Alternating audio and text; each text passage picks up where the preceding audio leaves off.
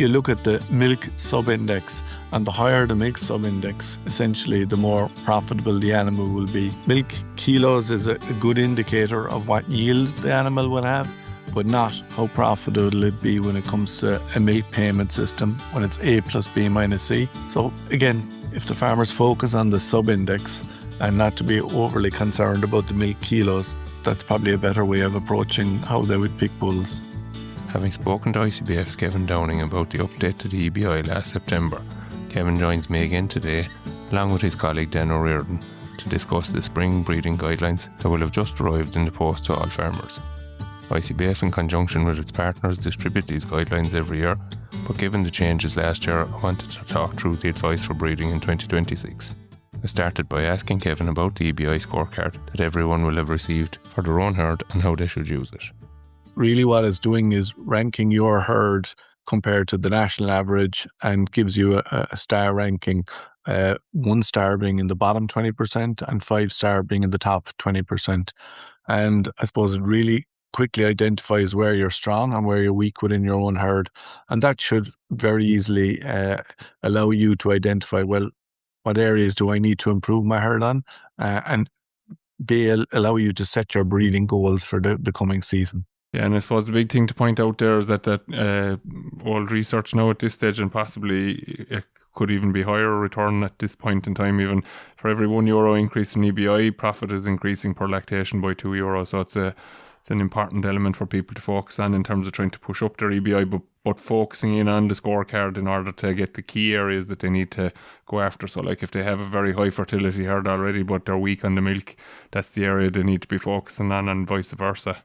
Absolutely. And I suppose some recent work we did there, looking at the milk supply data from the co-ops, and we just broke it down by EBI percentile, again on a star rating basis. And if we compare the average EBI herd with the herds that are in the top 20%, the herds in the top 20% are delivering over 55 kilos of milk solids, more than the average herd. And that equates to, well over €300 more per cow. So it's quite substantial. And we're not saying that EBI is delivering all that gain. Certainly management plays a crucial part in it as well. But certainly the genetics would be close on 50% of that 50 plus kilos of milk solids. Absolutely, and sure, I suppose when you take it in the context of the average herd, that like €300 sounds handy, but when you multiply it up into the average cow, 100 cow herd, that's 30 grand. So not to be sniffed at. Absolutely. So I suppose, lads, one of the big things that's coming up is probably there's been a slight decline maybe in the numbers of heifers being generated. People have adopted sex semen quite readily, but I suppose maybe there is a slight risk associated with it in terms of people not doing enough dairy AI in terms of delivering the numbers of heifers needed. So yeah, look, the numbers are certainly well back. We're back about 10% in terms of 0 to 1s that were put on the ground in 2025 compared to 2024. So that's quite substantial. So that will equate to just about 35,000 less heifer replacements in 2026. So yeah, that will make things very tight when it comes to herds having enough replacements to maintain the size of the national herd. I suppose that's why in the breeding guidelines we're strongly emphasizing to farmers that if they have a typical 100 cow herd and they need 20% or 20 heifers, they actually need to have 25 heifers calved into the herd, because, between mortality and some of those heifers not going in calf, you need that kind of buffer to, you need that 4 or 5 extra replacements to have those 20 coming into the parlour 2 years time. So it's important that if you're using conventional semen, well, if you need 25 heifers, that's 50. That's 50% of the herd need to be bred to dairy AI. If you're using sex semen, obviously it's less. But again, the conception rates with sex semen just wouldn't be quite as good. So what we're saying is you need at least 2 sex semen straws for every heifer on the ground. And typically on the conventional side, you'd need about 3.5 straws per heifer on the ground. So again, it's making sure that you're not short of heifers in 2027. Yeah, so I suppose some of that is probably a bit of a reaction to this surplus. I often call them accidental tours, people that ended up with having extra heifers and then found them very difficult to sell a couple of years ago late in the year. And kind of their reaction was, oh, we won't breed as many in the future, but they actually went far too far and actually have ended up short now. Yeah, absolutely. And we're seeing now, beef coming from the dairy herd, it's making up over 60% of the herd now, and dairy calves back around the 40%. So, it's certainly making a big difference, and we have gone a little bit too far the other way. Thankfully, looking at the inseminations in 2025, that trend was reversed again. So we did see an increase in dairy inseminations, and we'll know in another couple of weeks, what that has resulted on the ground. But I would be confident that that extra bit that we went, that will be reversed hopefully this year, and we'll stabilize the herd. But again, because we've gone so negative for a couple of years, it just, that won't solve the problem. It'll take a year or two to solve the problem. Okay, and I suppose it's just highlighting that 5% surplus that's needed to achieve the 20%. I think we talk a lot about that 18 and 20%, and if people work on the assumption that that's what you're bringing in, then that's what you're actually landing on the ground. That's where there can be a little bit of a pinch point in that they lose the few along the way, and next thing they're closer to 15% replacement rate, which obviously has impacts for the herd then as well, from the point of view of age and kind of just general health problems, and maybe not being able to call out cows that are problematic because of that then, like.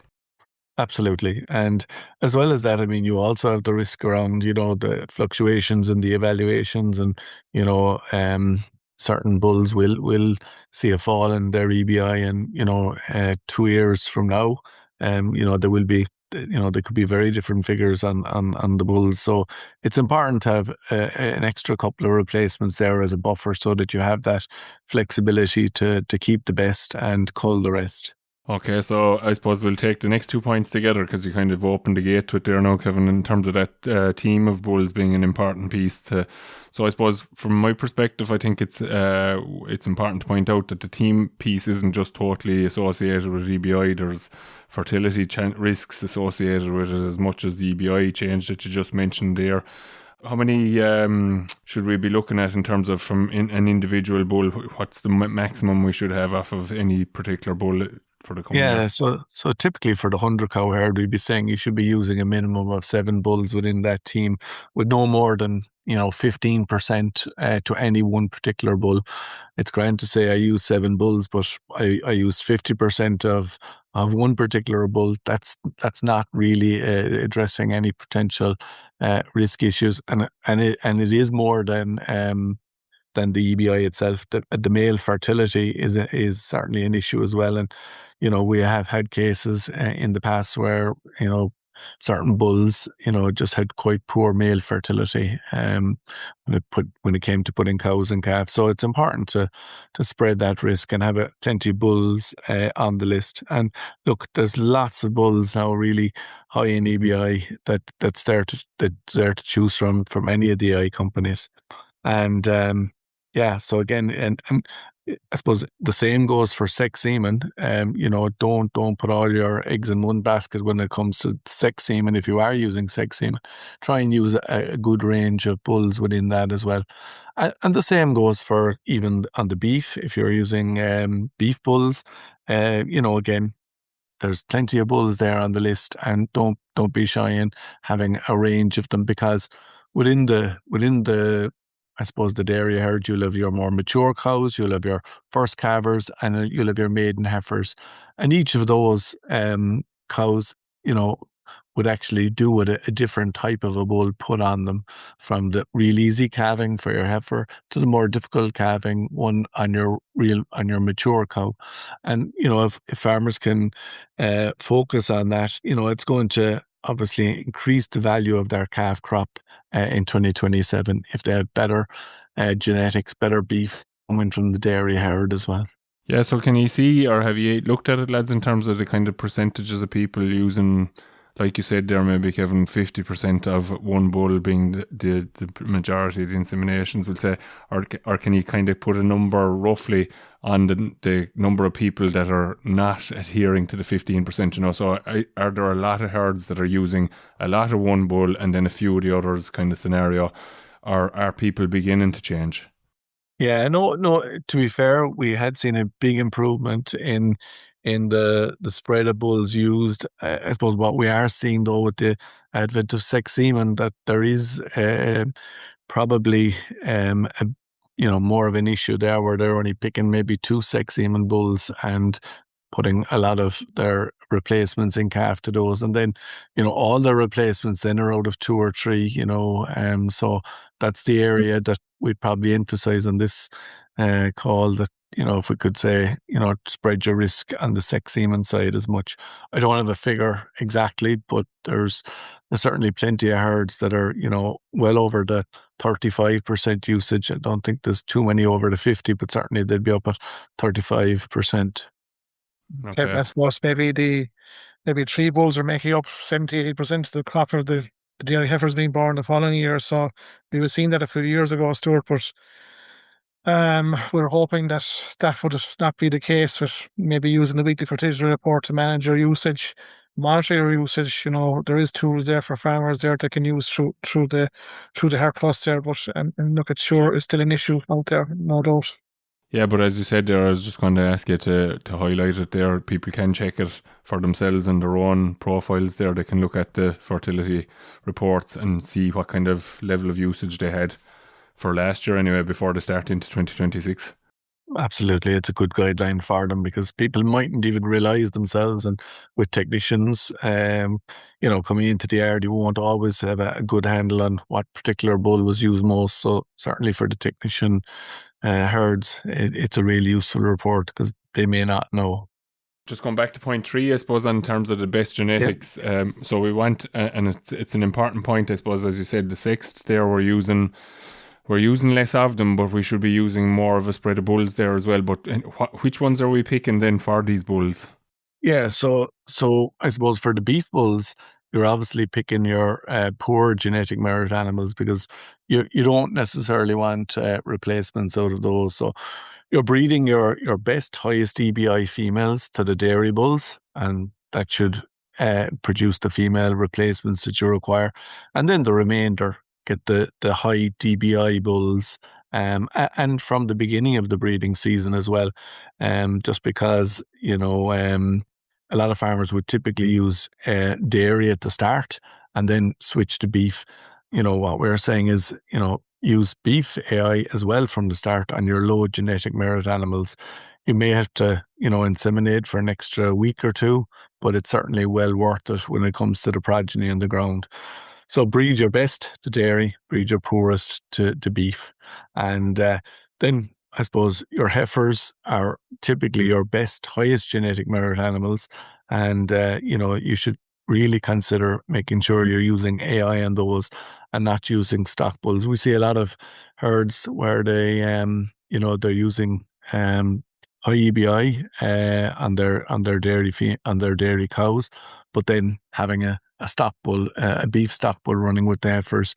And, we get it. There's management issues around it, but, there's lots of collars available now that, help farmers identify when an animal is bulling. And certainly your heifers are typically your best genetics. And if at all possible, try and make sure you're using dairy AI in those.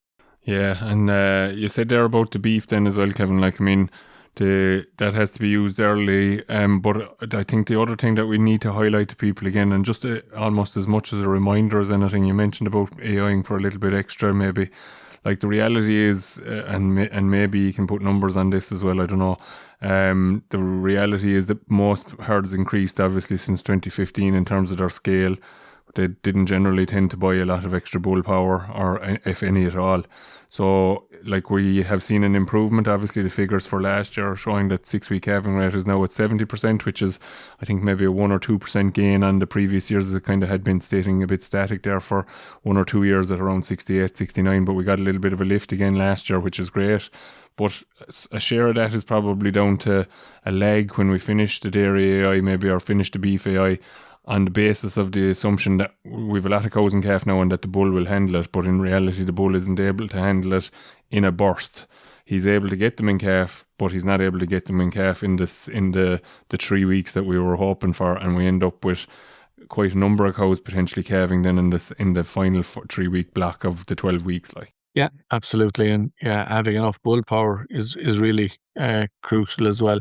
And, certainly if you're using stock bulls in a group of heifers, you need at least one bull for every 10 empty cows, going into in one go, and certainly maybe the more mature bulls, can handle between 20 and 30, but certainly the younger bulls, the bulls that are just, 2 years old, they certainly shouldn't be overused and a big mob of heifers. then I suppose coming back to the heifers again then, or to the sex semen, sorry, the animals that they're used on, I think I feel myself that people are getting a little bit braver maybe with it in the last couple of years, and maybe pushing it a little bit beyond the guidelines that Stephen has given for him. But like, that should be targeted to the best genetic material, as you said earlier, with the maiden heifers, the younger cows, the earlier calving cows, and anything that had no health issues. Just, I suppose, the reason I'm listing it out there is, I suppose, I want your comment on the health issues. Do you see much of a lift in the recording around the issues through the farm software packages that you're interacting with?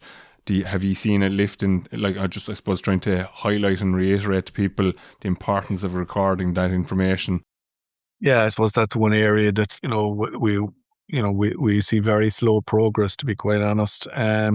And it's an area that, we have health included in the EBI. So, you've got lameness, mastitis, cell count, and TB. But like, it's the lameness and mastitis scores. We have lots of ACC data coming from the milk recording, but lameness and mastitis, we are weak, and the number of records we get from farmers and that.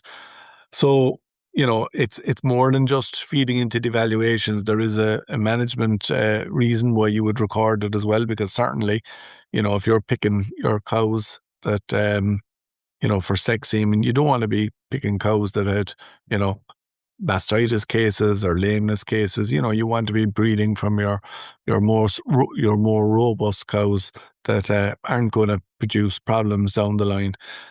So yeah, it's a key one if we could get farmers at all to try and record. And we have a free app as well for anyone that hasn't a farm software app already. There's a free app there that they can download and record all the health events directly from their phone. So there's no excuse really. But as you say, the younger cows, again, the younger cows will obviously be more fertile. And, if you can, pick cows at the first, second lactation, they're more fertile than any of your older cows when it comes to sex semen. And obviously, I suppose Teagasc, Stephen Butler would say the cow needs to be calved, a minimum of 60 days before you would, use sex semen on them. Yeah, very good. So I suppose the last piece of the jigsaw then, lads, and it's gaining momentum with the last number of years, but it's around a long time, obviously, but it is gaining momentum, and you've taken a big step, I suppose, this year to make it more available to the masses again, I suppose. The sired voice, so like you touched on it there a little bit ago, Kevin, and I think you came in at the same time as well then about it. Like, from the beef point of view, it's a great tool from maximising the beef piece while minimising the calving difficulty. Like, so if for it's underselling it now, but if people did it for nothing else, only that, it has a huge advantage to people from the point of view that it will match a cow's calving ability, I think is probably the best way of describing it, to the bull choice that it is. Now, obviously the bull choice is driven by what you pick, but like, if you have a difficult or a slightly harder calving bull, it will try to pair it with a cow that has a very good calving ability. That's from the beef point of view. But there's a whole load of other benefits to using sire advice. So I let you tell that story there. That is a key one that you mentioned, and a lot of people won't realise what the calving ability of their cows are within the herd. You know, might know the EBI and maybe the milk and fertility, but within the calving, they won't necessarily know the calving ability. So it's the maternal calving difficulty, and the program caters for all that. So what we would be saying is that pick a range of bulls. You can have your real easy calving one, and that will allocate it to your younger animals that have less ability to have a difficult calving. And your more difficult bulls then that you pick, it might be your the Charolais breed or the Limousin breed. You know, they'll be put on your more mature cows who are well able to calve these. And again, you know, there's a big range of bulls available. We'd be recommending farmers when they are picking their beef bulls, you know, to obviously have a high DBI figure, a dairy beef index figure, but also look at the beef subindex and make sure that, you know, you're looking at a minimum of €100 there on the beef subindex. And like typically farmers, you know, will have a certain tolerance when it comes to the calving level they choose. So maybe it's 3 or 4%. But we had a look at it there earlier, and there's, you know, over 60 bulls available with 3% calving difficulty. But there's over €100 of a difference in the beef subindex. And again, you know, just be careful when you are picking bulls to try and go for the higher DBI one. And the sire advice program will handle all the rest. So you should have no difficult calvings. And again, if you're using a team of bulls, it'll do it more accurately for you. Very good. So Dan, I might just come to you then in terms of the actual, what does the sire advice do from the dairy side of the thing, of the situation then? Like, what's it trying to balance? What does it do? Like, how does it decide to generate the matings that it does? Yeah, so Stuart, I suppose the first thing the sire advice is trying to look at is the mix subindex of the bull and in your bull team, and is trying to, I suppose, match or mate that to the cow that's maybe poorest in mix subindex in your herd. The next trait is trying to create a balance on his fertility, and all in all, is trying to get the progeny in terms of balance in terms of milk and fertility in the end product. That's the key thing, because you know you don't want heifer that's very strong in milk and poor in fertility, or vice versa. So I was trying to get that balance right. I suppose it is completely an inbreeding check as well. A lot of farmers, I suppose every year we get calls and farmers don't think that's being done. That's actually being done in the background. It's being taken care of in the background for you as well. And I suppose for the herds in the National Genotyping Programme there, Stuart, the lethal genes or lethal recessive genes, those matings are prevented as well. Once you put your team of bulls through sire advice, those matings are blocked or prevented in the background. You won't see, but it's done for you silently. So again, you know, when the end product comes through, when in terms of a bull 1 and a bull 2 and a bull 3, you know, they're the best and appropriate balanced matings, hopefully with all the checks completed as well at the end product stage. Yeah, so I suppose the genetic defects piece, we've talked about it in the last couple of months, obviously, since it came in. But people can't underestimate the value of that happening in the background, I think. And obviously, if they don't run the dairy bull team that they've chosen through sire advice, from the Holstein point of view anyway, the likelihood of something getting put onto the wrong dam, basically, and loss of a pregnancy either early in the gestation period or late in gestation, there's a great likelihood of that happening, whereas you're trying to prevent that from happening, and that's worth an awful lot to the industry, actually. Yeah, no, that's 100%. And I suppose at the end of the day, sort of avoiding, you know, cows not going in calf at the end of the day. And look, that's the big win.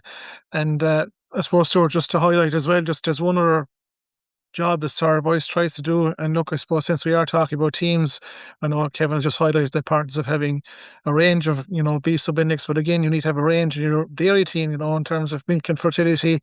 And I suppose the milk kilos has probably come into more focus since the base change there. And again, you know, the sire advice is trying to look after one extra little piece in the background in terms of milk kilos. So maybe the bull that's most positive in milk kilos is typically mated to your cow that's negative milk kilos. And look, all herds will have cows in the negative kilo space as well as positive. So again, that balancing is happening in there, unbeknownst to us all, but it is being done in the background as well. It's important in the context of probably the base change, and obviously banding has just gone live there at the moment, Stuart, as well. So look, farmers will be looking at where they're sitting at the moment in terms of, are they in the middle band still? Are they straying towards the higher band, etc.? So look, that's important to, I suppose, to feed into their thinking in terms of the bull team selection for this year.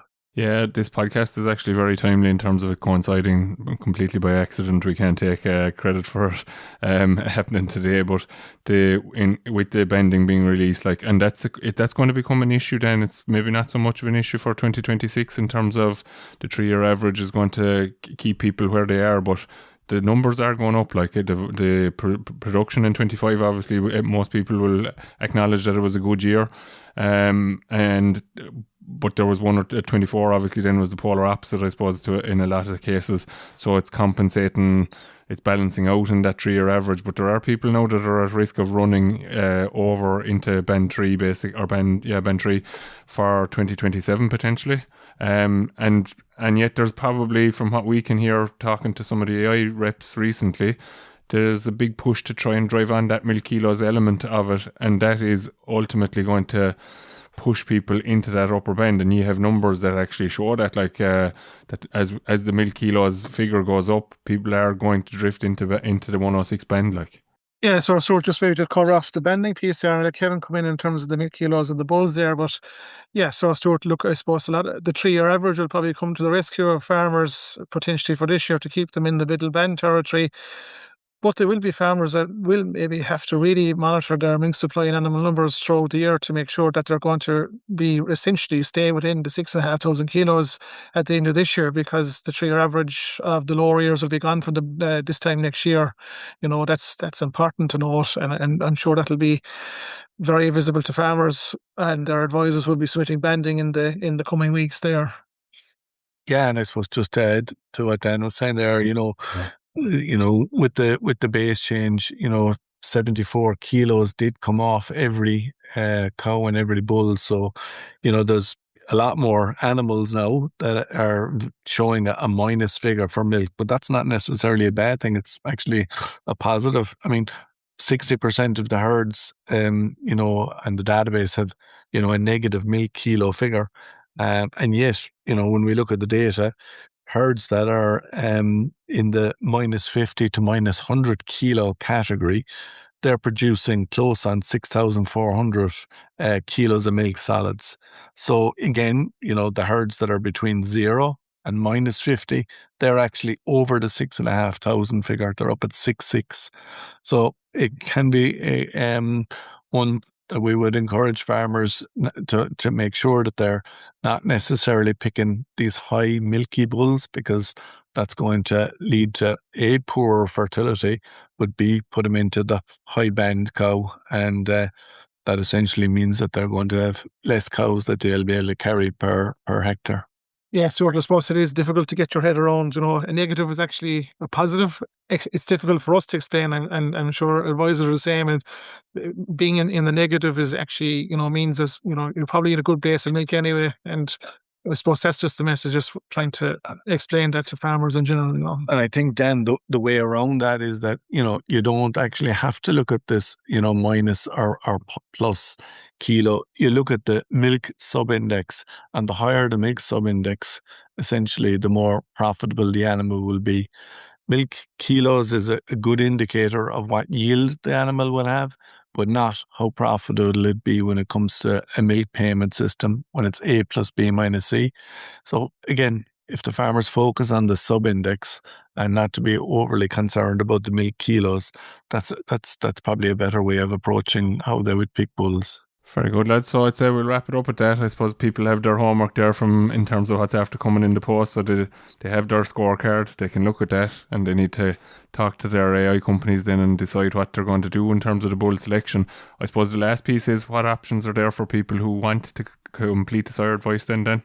Yeah, so Stuart, look, we're the Her Plus team here on the other end of the phone here to talk a farmer through how to run it themselves. If lot of farmers, majority of farmers, will go and pick their bulls from the catalogue store, which is perfectly valid. But we're hoping now that the soil advice being included in the Herd Plus app will be the bridge now in terms of getting that soil advice ran, that maybe for a farmer that may not have ran it before. We know farmers are time poor and under pressure this time of the year. Hopefully the app will address some of that it can be ran quickly and easily. And look, I'm sure there's advisors, Teagasc, etc., out there as well that can assist farmers in terms of running soil advice as well if they need an extra help. And of course, there's the breeding company advisors as well out on the road, that can help farmers as well run the soil advice. But I think just it's important to get the inbreeding, those balanced matings, I suppose the lethal recessive genes, all those unseen checks done, completed. That look, it's more important than ever to try and get it run through for this year.